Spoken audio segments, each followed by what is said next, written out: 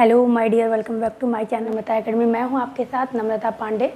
3-4 दिन बाद मैं आपके सामने में आई हूं, क्योंकि देखिए कई ऐसे चैनल हैं जो कि एक तथ्य को लेकर, एक मैटर को लेकर डिवाइड कर करके छोटे छोटे पार्ट में कई वीडियोस बनाते हैं, लंबे ड्यूरेशन का बनाते हैं।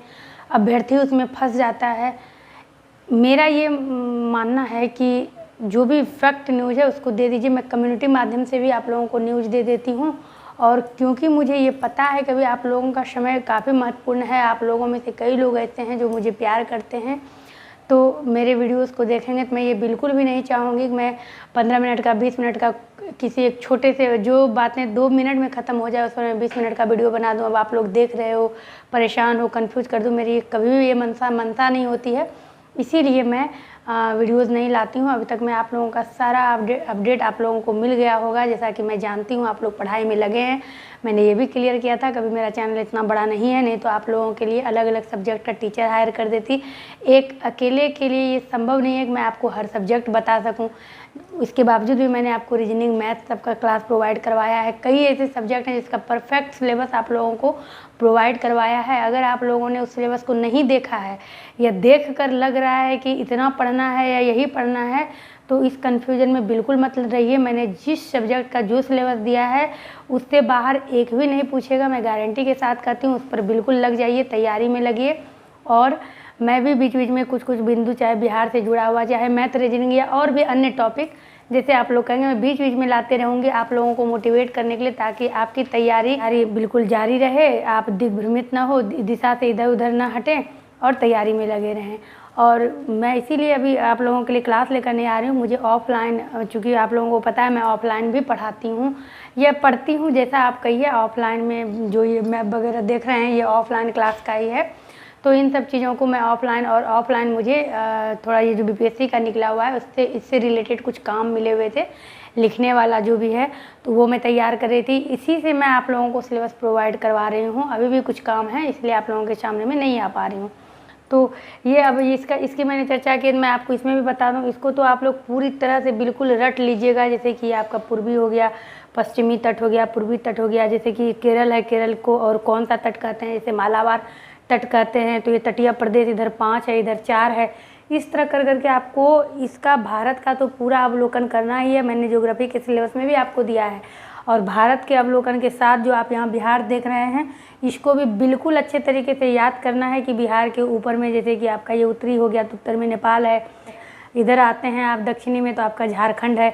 इधर जाते हैं पश्चिमी में, इधर पूरब में जाते हैं तो पश्चिम बंगाल है। उत्तर में जाते हैं तो आपका नेपाल है। पूरब में आते हैं तो आपका, पश्चिम में आते हैं तो उत्तर प्रदेश है। और इसका जो बाउंड्री लाइन है झारखंड दक्षिणी में, मतलब पूरा आपको बिहार का भी भूगोल पढ़ना है और आपको ये भारत का भी पढ़ना है। मुझे ये सब पढ़ाने में बहुत ही, मतलब बताने में बहुत ही अच्छा लगता है। लेकिन वही है कि लगातार आप लोग भी सोचेंगे लगातार, लेकिन ये याद रखिए मेरे चैनल पर जो भी आएगा, अगर मैं इससे ही जुड़ा हुआ आपको कम से कम 20 मिनट का भी बता दूंगी तो आप उसमें से 10 से 12 क्वेश्चन ऊपर कर लेंगे। ये मेरा आप लोगों के साथ दावा भी है, वादा भी है। लेकिन मुझे लगता है आप लोगों को थोड़ा, आप लोगों का समय नहीं बर्बाद होना चाहिए, इसीलिए आप लोग तैयारी करिए, लगे रहिए।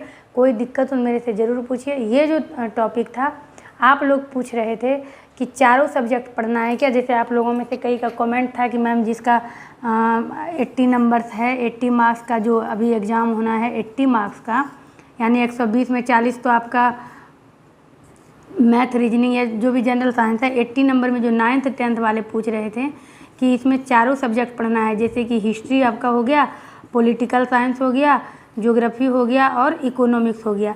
इसमें मैं बात करने आई थी कि सरकार को क्या चाहिए था। सरकार को जैसे सिलेबस वो आउट किए हैं, तो चूँकि आपने प्राइमरी लेवल में भी बहुत ज़्यादा दे दिया है अभ्यर्थी को पढ़ने के लिए और लेवल भी आपने हाई बताया है, तो आप SCERT से पढ़ना है या NCERT से पढ़ना, तो आपको दोनों है।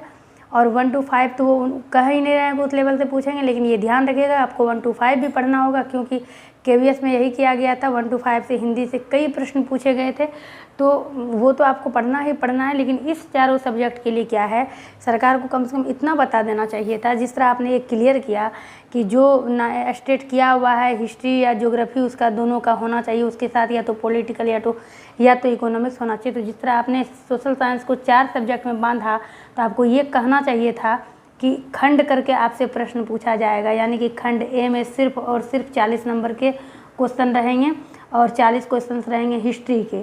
फिर खंड बी में भी 40 क्वेश्चन रहेंगे पॉलिटिकल के, खंड सी में भी 40 क्वेश्चन इकोनॉमिक्स के, खंड डी में 40 क्वेश्चन आपके ज्योग्राफी के। तो इस तरह 40-40 करके अब जिसका 2 सब्जेक्ट था, जिसने 2 सब्जेक्ट से ऐसे एस्टेट किया हुआ था, वो 40 हिस्ट्री का आंसर दे देते, 40 पॉलिटिकल का आंसर दे देते। जिन्होंने ज्योग्राफी और इकोनॉमिक्स से किया था वो 40 ज्योग्राफी का दे देते और 40 इकोनॉमिक्स का दे देते। तो इस तरह से, या फिर जो हिस्ट्री के साथ ज्योग्राफी पढ़े थे, तो सरकार को ये एक बार सिलेबस निकालने के तहत ये जो भी बीपीएससी के अधिकारी हैं उनको ये ज़रूर कहना चाहिए था कि आपने जिस 2 सब्जेक्ट से एस्टेट किया हुआ है सिर्फ 80 नंबर के लिए उसी 2 सब्जेक्ट को पढ़िए और खंड ए, खंड बी, खंड सी, खंड डी करके आपको प्रश्न दे दिया जाएगा। तो अभ्यर्थी इस 4 सब्जेक्ट में नहीं फंसते। अब 80 नंबर के लिए वो क्योंकि अगर वो चारों मिला जुला कर देते हैं तो स्वाभाविक है आपको चारों पढ़ना पड़ेगा, और अभी तक ये क्लियर हुआ ही नहीं है, क्योंकि सिलेबस अभी तक भी कुछ क्लियर नहीं हुआ है। जिस भी संस्थान में, जिस भी कोचिंग में पढ़ाई चल रही है अनुमानतः चल रही है, क्योंकि इसके पहले जो भी एग्ज़ाम हुआ था आप लोगों को पता है प्रधानाध्यापक का, बस उसी को उठा करके उसी के आधार पर तैयारी कराई जा रही है। तो आप समझ सकते हैं कि लेवल भी अगर ज़्यादा हाई पढ़ लेगा, अभ्यर्थी पूछ लेगा नीचे से, तो ये भी परेशानी है। अगर आप नीचे से तैयारी करते हैं, हाई पूछ ले, ये भी परेशानी है। तो सरकार ने परेशान तो कर ही दिया है, सिलेबस थोड़ा सा उनको यहाँ पर क्लियर करना चाहिए था। लेकिन मेरी ये सलाह है कि आप लोग को चारों अभी फोकस करना ही पड़ेगा। और जो प्राइमरी टीचर की तैयारी कर रहे हैं वो इकोनॉमिक्स तो पढ़ ही रहे होंगे, पॉलिटिकल साइंस पढ़ ही रहे होंगे जीके के लिए, हिस्ट्री भी पढ़ ही रहे होंगे, ज्योग्राफी भी पढ़ ही रहे होंगे जीके के लिए। तो इसको बस जीके के आधार पर अगर हाई लेवल पे पढ़ रहे हैं तो ये तैयारी तो आपकी चल ही रही होगी। तो 9th 10th के बुक को भी साथ साथ लेकर आगे बढ़िए, और इंटर अगर आप टच कर लेते हैं तो अच्छी बात है, नहीं तो 9th 10th भी इनफ है। उसमें भी कई सारे जितने भी कांग्रेस के अधिवेशन हुए हैं सब आपके 9th 10th में ही समाहित हैं, 9th 10th के पॉलिटिकल में। तो SCERT और NCERT में ज़्यादा फर्क नहीं है। कुछ ऐसे फैक्ट हैं, कुछ ऐसे तथ्य हैं जो कि SCERT में है वो NCERT में नहीं है, कुछ NCERT में है। लेकिन जो भी आप पढ़िए SCERT या NCERT, जिस आंसर में आपको दुविधा लगे तो इंग्लिश वाले पॉइंट को पकड़िएगा, क्योंकि ये स्पष्ट लिखा रहता है कि आप अगर क्लेम करते हैं तो आपके क्लेम पर आधारित जो भी आंसर माना जाएगा सही या गलत, तो इंग्लिश वाले को ज़्यादा वैल्यू दिया जाएगा, इंग्लिश वाले शब्द को। तो इंग्लिश वाले शब्द को बिल्कुल मत छोड़िएगा, उसको पकड़ते हुए आगे बढ़िएगा। तो फिलहाल आपके सवाल का यही जवाब है। आप लोगों में से कई लोग ये भी पूछ रहे थे कि मैम मायके का आधार कार्ड आवासीय जातीय पूछ रहा है, मांग रहा है, नहीं बन रहा है, ब्लॉक में रिजेक्ट कर रहा है। तो इस टॉपिक पर ऑलरेडी मेरा वीडियो आ गया है, आप लोग ज़रूर देखे होंगे। फिलहाल अभी मुझे लगता है कि आपको कुछ भी राहत मिली होगी मेरे इस वीडियो से। तो जीके की तैयारी कर रहे हैं ना, उसके साथ साथ इसका हो ही जा रहा है आपका। कुछ ऐसे तथ्य होते हैं जो आप पढ़ भी रहे हैं लेकिन आपको पता नहीं चलता है, तो आपकी तैयारी लगभग अच्छी ही चल रही है। मुझसे आपको कौन सा टॉपिक चाहिए मुझे कमेंट कर बताइएगा। मैं मिलूंगी आपसे अपने अगले वीडियो में।